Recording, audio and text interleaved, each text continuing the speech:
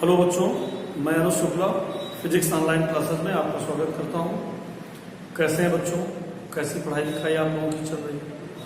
उम्मीद है सभी बच्चे ऑनलाइन क्लासेस के माध्यम से अपनी स्टडी को कंटिन्यू कर रहे होंगे। तो बच्चों, इस समय हम लोग यूपी बोर्ड एग्जामिनेशन की प्रिपरेशन कर रहे हैं और इस प्रिपरेशन को करने का माध्यम हम लोगों ने एनसॉल्व सेट को बनाया है। यानी हम लोग एनसॉल्व सेटों का सोल्यूशन इस समय कर रहे हैं, ठीक, जिसमें मैंने 2020 के एनसॉल्व सेट का सेट 2 कोड XT सॉल्व करा रहा हूं मैं आपको, जिसके आपने काफी क्वेश्चन सॉल्व भी कर रखे हैं। हम लोग लास्ट वीडियो में आपको मैंने क्वेश्चन नंबर 5 के ग पार्ट तक के क्वेश्चंस का सोल्यूशन करा दिया था।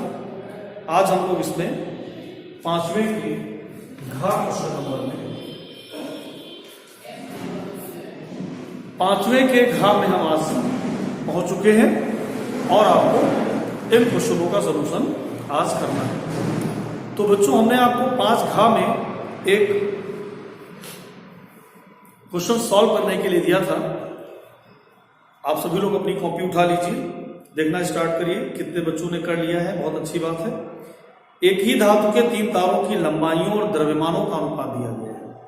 लंबाइयों का अनुपात दिया गया है 3:2:1 और उनके मास का रेशियो दिया है 1:2:3। तो ये कह रहे हैं बताइए इन तारों के प्रतिरोधों का क्या अनुपात होगा, यानी इनके प्रतिरोधों का अनुपात हमें ज्ञात करना है। तो इसके लिए बेटा हमें सबसे पहले एक ऐसा रिलेशन डिस्क्राइब करना होगा जो लंबाइयों का द्रव्यमान के साथ संबंध, यानी प्रतिरोध का एक ऐसा सूत्र हमें प्राप्त करना पड़ेगा जिसका संबंध लंबाई और द्रव्यमान दोनों से हो। तो आइए जरा देखते हैं, अगर कोई भी ये चालक तार और इस चालक तार का ये परिच्छेद क्षेत्रफल है कैपिटल A और इसकी लंबाई है S, तो इस चालक तार का आयतन हो जाएगा कैपिटल B बराबर परिच्छेद का क्षेत्रफल इंटू लंबाई।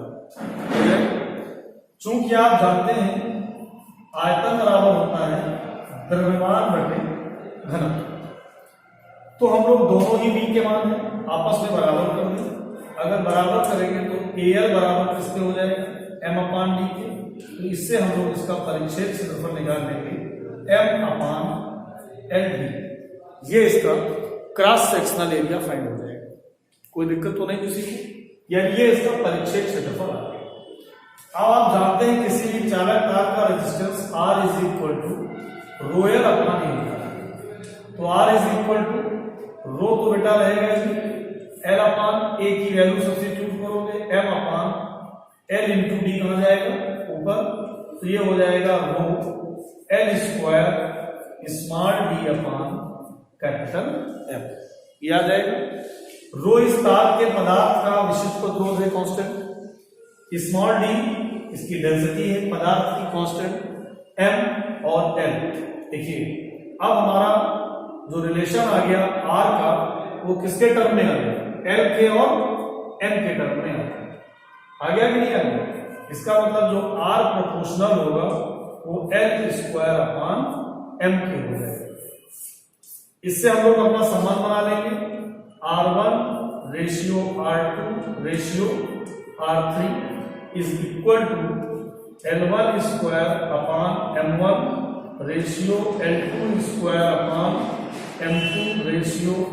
L2²/M2 अब देखिए प्रतिरोधों के साथ संबंध इसका आ गया, बोलो भाई। तो प्रतिरोधों के साथ संबंध आ गया R1:R2:R3। L1, L2, L3 के रेशियोज हमको पता है और M1, M2 और M3 के भी रेशियोज हमको पता है, यानी L1, L2, L3 इनके भी रेशियो पता है और M1, M2, M3 के रेशियो पता है। अब हम लोग सॉल्व कर लेंगे तो R1:R2:R3 L1 अनुपात L2 अनुपात L3 आपको दिया गया था, कितना दिया गया था 3:2:1। M1 ratio M2 ratio M3:1:2:3, ये इनका रेशियो था। तो बेटा इसको अब हम लोग सॉल्व कर लेंगे तो कितना आ जाएगा 27:6:1, ये इनके प्रतिरूपों का अनुपात फाइंड हो जाएगा। चलिए, तो सभी बच्चे इस क्वेश्चन का स्क्रीनशॉट ले सकते हैं सॉल्यूशन का, और स्क्रीनशॉट ले करके इसको इजीली सभी बच्चे सॉल्व कर लें। किसी प्रकार की कोई प्रॉब्लम नहीं है, आप इसको आराम से सॉल्व कर सकते हैं। Is to be right. अब आइए इसके बाद अगला क्वेश्चन हम लोग पूछते हैं, विद्युत चुंबकीय तरंगे क्या होती है। सबको बेटा पता है कि विद्युत चुंबकीय तरंगे हमेशा त्वरित आवेश से उत्पन्न होती हैं, एक्सेलरेटेड चार्ज से प्रोड्यूस होती हैं, ठीक है। और ये तरंगे जब किसी भी परिपथ में वैद्युत धारा उच्च आवृत्ति से बदलती है, हाई फ्रीक्वेंसी से चेंज होती है, उस समय जो इलेक्ट्रिकल एनर्जी है, जो मैग्नेटिक एनर्जी है, वो उस परिपथ के चारों ओर तरंगों के रूप में प्रसारित होना शुरू कर देती है, और जिन तरंगों के रूप में वो प्रसारित होती है उन्हीं तरंगों को हम लोग कहते हैं विद्युत चुंबकीय तरंगे, electromagnetic waves.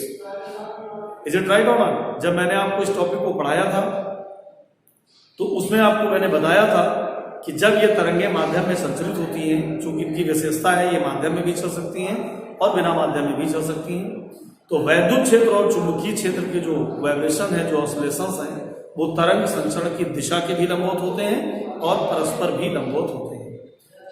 Is it right? और साथ में इन्होंने कहा इनके प्रमुख गुणों का उल्लेख कीजिए। तो मैंने आपको बताया कि हमेशा त्वरित आवेश से उत्पन्न होती है, इनकी चाल प्रकाश की चाल के बराबर होती है, इनके वैद्युत ऊर्जा घनत्व और चुंबकीय ऊर्जा घनत्व बराबर होते हैं, तथा स्मॉल यूई का जो मान होता है वो 1/2 एप्सिलॉन नॉट ई स्क्वायर होता है, और जो चुंबकीय ऊर्जा घनत्व होता है यूएम वो 1/2 B square upon mu naught होता है।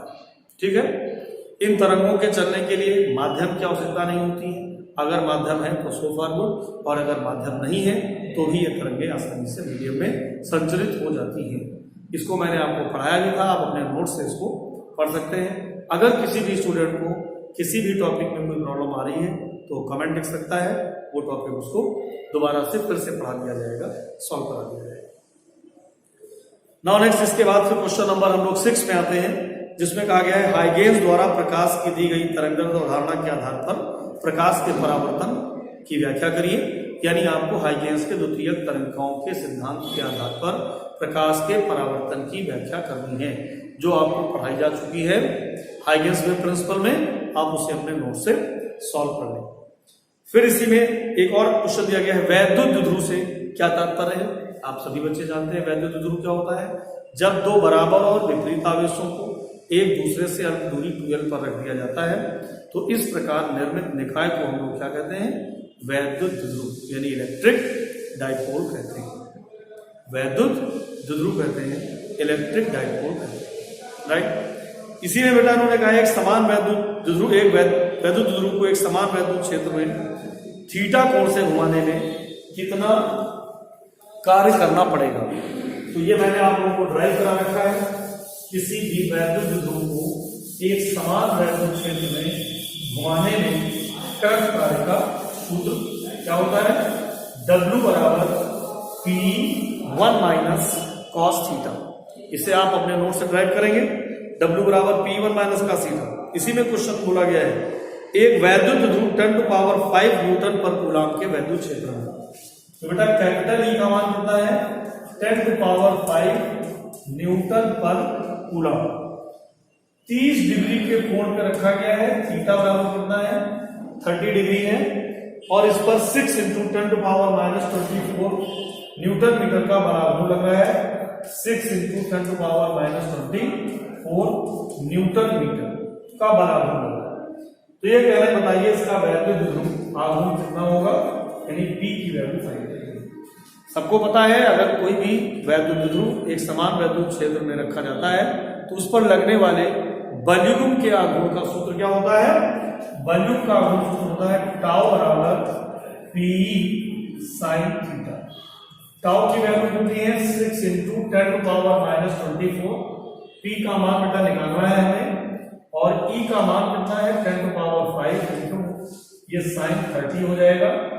ये हो जाएगा 6 into 10 power minus 24 is equal to P into 10 power 5 sine 30 की वैल्यू 1/2।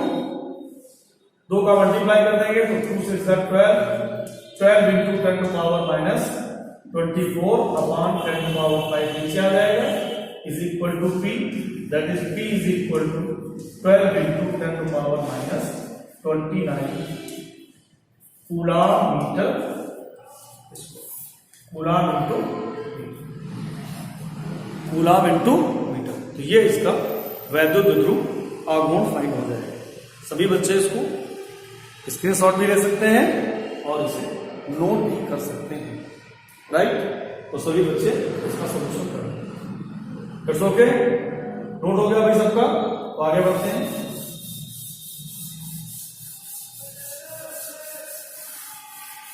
तो ये हो गया बेटा आपका क्वेश्चन। आगे बढ़ते हैं इसी में। सिद्ध कीजिए एक समान त्रिज्य चुंबकीय क्षेत्र में धारावाही कुंडली पर आरोपित बलों का गुण टाउ बराबर NIAB होता है। सबको मैंने प्रूफ करा रखा है।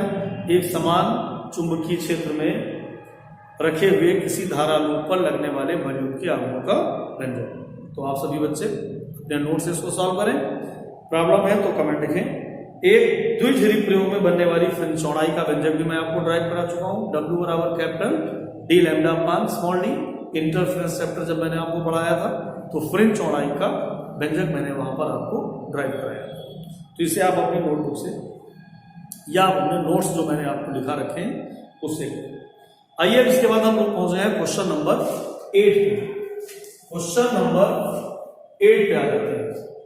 इन्होंने कहा भाई ट्रांसफार्मर का सिद्धांत क्या है। ट्रांसफार्मर का क्या सिद्धांत है। ट्रांसफार्मर अन्योन्य प्रेरण के सिद्धांत पर कार्य करने वाली एक युक्ति है, डिवाइस है। ट्रांसफार्मर अन्योन्य प्रेरण के सिद्धांत पर कार्य करने वाली डिवाइस है, युक्ति है। इसकी कार्यविधि सबको पता है। एक आदर्श ट्रांसफार्मर की प्राथमिक कुंडली में फेरों की संख्या, प्राथमिक कुंडली में फेरों की संख्या NP कितनी है बेटा 1100 और सेकेंडरी में फेरों की संख्या है 110। द्वितीयक कुंडली में सप्लाई वोल्टेज, प्राथमिक में सप्लाई वोल्टेज 220 है तो Vp का मान है 220 वोल्ट। और सेकेंडरी में इन्होंने कहा है धारा का मान ज्ञात करना है। सेकेंडरी का धारा निकालनी है, IS का मान निकालना है। जबकि सेकेंडरी का जो रेजिस्टेंस है जिसको उन्होंने प्रतिरोध के नाम से सिंबलाइज किया है वो 220 है। ठीक है। तो IS फिगर निकालने के पहले हम लोग VS निकालना पड़ेगा। आपको पता है NS अपान NP बराबर होता है VS अपान VP। NS का मान कितना है 110, NP का मान है 1100, VS का मान फाइंड करना है, VP का मान 220 है। ये 0 से 0 कट जाएगा, 22 से 110 कट जाएगा, 5 टाइम्स हो जाएगा और 5 से 110 कट जाएगा, 22 टाइम्स हो जाएगा। तो VS इज इक्वल टू हो जाएगा 22। अब VS का मान फाइंड हो गया, हमें IS का मान निकालना है। तो IS बराबर हो जाता है VS अपान R। VS का मान बेटा था कितना 22, R का मान कितना है 220, इससे कैंसिल कर देंगे तो ये 1/10 आ जाएगा, जिसे हम 0.1 एम्पियर भी लिख सकते हैं। कितना लिख सकते हैं 0.1 एम्पियर। बड़ा ही आसान सा क्वेश्चन, सरल सा प्रश्न, आप इसे बहुत आसानी से सॉल्व कर सकते हैं। फटाफट बच्चे इसको नोट कर लें।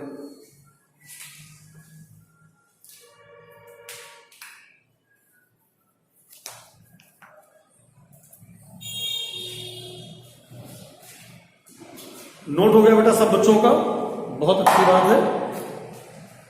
अब हम लोग आगे बढ़ते हैं और हमारा अगला क्वेश्चन, आइए जरा हम अगले क्वेश्चन पे आते हैं। अगला क्वेश्चन है L लंबाई की एक तांबे की छड़ है जिसको B तीव्रता वाले एक समान चुंबकीय क्षेत्र में ओमेगा कोणीय वेग से घुमाया जा रहा है। तो बेटा एक समान चुंबकीय क्षेत्र बना देते हैं इस प्रकार से। ये एक समान चुंबकीय क्षेत्र है ये यूनिफॉर्म मैग्नेटिक फील्ड है और एक क्षण है इसको अपने एक सिरे के परिधि क्षण की लंबाई कैपिटल है ये घुमाया। तो हमने मान लिया कि क्षण को घुमाया गया, तो वैसे तो क्षण को पूरा ऐसे ही घुमाया गया इस प्रकार से, लेकिन अगर हम इसे स्मॉल एंगल डी थीटा से घुमाते हैं तो क्षण कितना एरिया शिफ्ट करेगी इसका मान हमें निकालना है। यानी क्षण कितना एरिया शिफ्ट करेगी डी, ये बेटा इसकी रेडियस हो जाएगी, क्षण की लंबाई कैपिटल है, एंगल डी थीटा हो जाएगा। तो चाप बराबर क्या होता है, चाप बराबर होता है कोण गुणे त्रिज्या, त्रिज्या एल हो गई और एंगल कितना हो गया डी थीटा। तो इसका आर कितना आ गया, आर किसका आ गया एल डी थीटा।